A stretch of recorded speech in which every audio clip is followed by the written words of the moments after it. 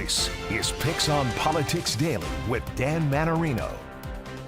Hey everybody, welcome to Picks on Politics Daily. I'm Dan Mannarino. October 7th it is right now. And it's been a while since I've been with you guys. I was off for a week and spent the week in New Jersey over at Kean University, where we were able to bring you two important programs. We got a lot that we're covering in the final home stretch until Election Day, right? So last week I was focused on the race for governor of New Jersey.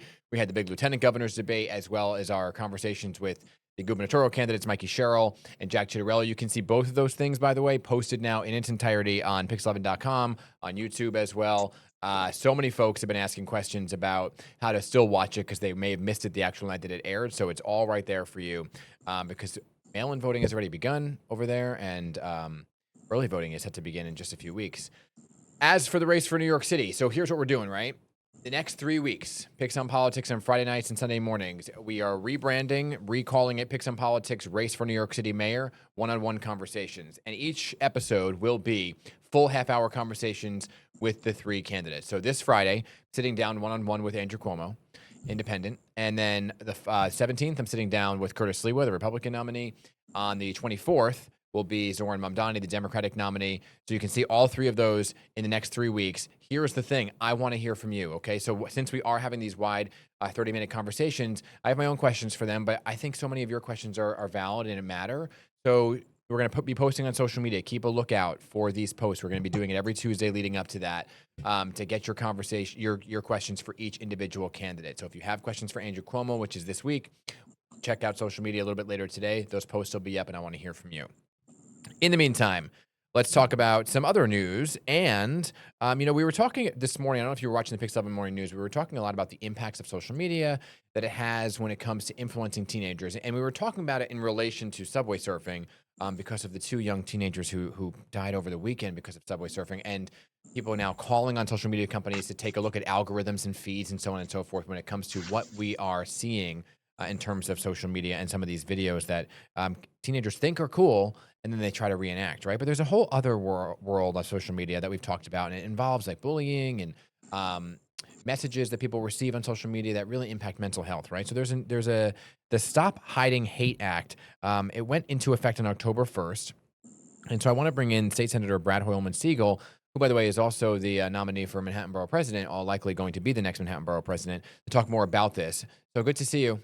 Nice to see you. Thanks for having me. So this is such an important conversation about social media companies beginning to take a look at some of this hate speech that's out there, right? Talk about the reasoning behind why you decided to sponsor this legislation. Well, we've seen instances of hate in the broader community double and triple in recent years, particularly after October 7th, that fateful anniversary today. Yeah. As well as hatred directed toward the LGBTQ community, toward immigrants, toward people of color. It's across the board, and it's just getting worse. And at the moment, there's no accountability with social media platforms.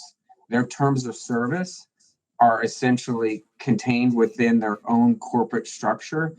They're not shared with any public officials or governmental entity. The Stop Hiding Hate Act, which we wrote in conjunction with the Anti-Defamation League, changes that dramatically. Yeah, so what's the buy-in that you've had from some of the social media companies, right? Because a lot of them push back. We're seeing them kind of push back on some of the things that they'd like to change when it comes to reporting things. So how have you had conversations with the big three? I guess, X, Facebook, TikTok, Instagram. They don't like it. And it's not surprising because at the moment, they are operating as if they are not accountable to any government entity, and certainly not their users or those who are the targets of hatred online. So our bill would require them to report twice a year to the New York State Attorney General instances of hate, their terms of service, and what they're doing about documented cases that appear on their platforms. So the public and public officials can both assess the situation and determine if we need to take additional steps to protect so many people who use social media. And I'm mostly concerned, frankly, as you mentioned, about young people who Yeah. are the targets in an anonymous fashion these days. And so what if they don't, right? What if they don't? If they don't report it, because they're going to say sometimes when you get a fine or whatever, it's like, well, that's the cost of doing business. Yeah, well, they will be fined if they don't submit their reports to the New York State Attorney General. There'll be a civil fine of $15,000 per violation per day. Now, maybe that is the cost of doing business, but I think that will add up, and I hope it sends a message. And who knows, we may have to increase that penalty moving forward.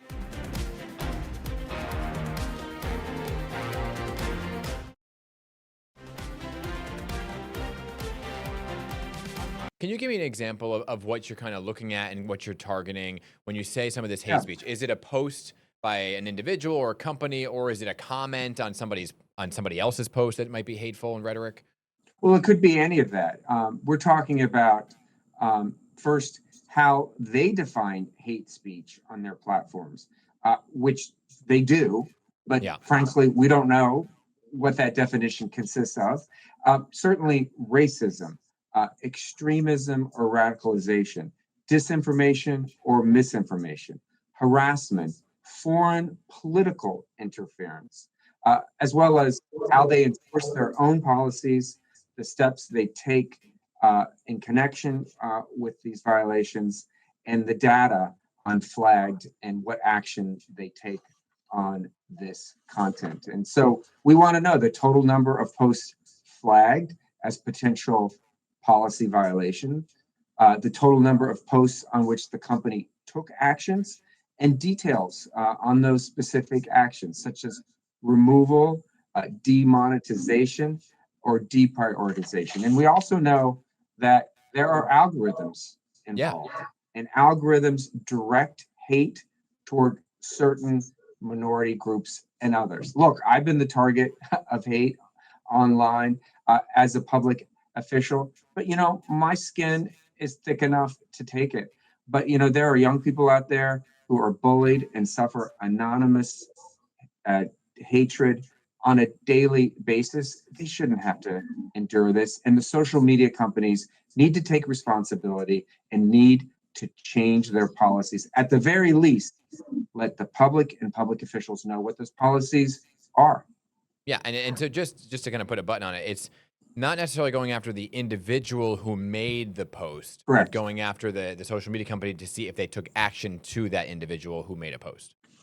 That's exactly right. I mean, the dots are just no longer hard to connect. We know that hate speech online fuels real world hatred in our communities, in our workplace, in our local neighborhoods, and we have to do something about it. It is just out of control.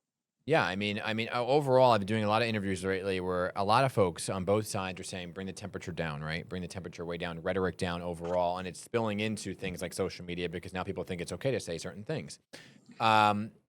So I guess just to, again, one more question on this topic, sorry. Given the world we're in right now, where we just had a whole conversation about First Amendment rights, freedom of speech, so on and so forth, how does that play a factor here?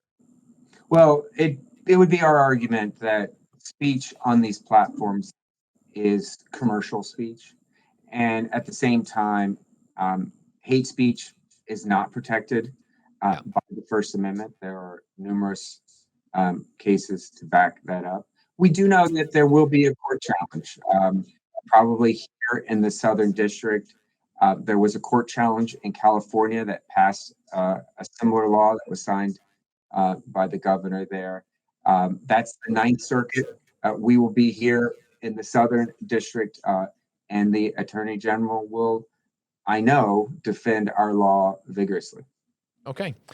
Keep me posted on any developments there, okay? And while I have you, I want to talk about what's happening. You are all going, but certainly going to be the next Manhattan Borough President. And so come January, what's the first order of business? Well, the first order of business is to hire a great team and get to work on issues that really impact New Yorkers. The affordability crisis, which is directly related to the cost of housing in New York City, the average rent in Manhattan is over $5,000 a month. We've got to address that with both new supply and protecting renters. I want to create a Manhattan tenants union so we can organize tenants across the borough, because we have a relatively new law in the state called good cause eviction, which protects market rate tenants, many of them, from eviction or unconscionable rent increases. Many tenants don't know about that, and Yeah. I want to spread the word. I'm also very focused on quality of life, which I ran on that issue. I opposed casinos in Manhattan. I'm thankful that my vote and the vote of many of my colleagues kept them out of Manhattan. But I'll be working on issues ranging from making our subways safer, working with the MTA, making them more accessible, ensuring that people who are struggling on the streets get the assistance they need, whether they're homeless or have mental health issues or addiction, something we witness every day when we take our, the subway to work or drop our kids off. We have to address that. But also, you know what? I'm going to be a check on the new city administration. I want to work with the new administration, whoever assumes Gracie Mansion and City Hall. But I think it's going to be my job to make sure Manhattan's interests are put forward. And that includes small businesses that are struggling mightily in this economy. Are you supporting the Democratic nominee? I have. I endorsed Zoran Mamdani on June 25th.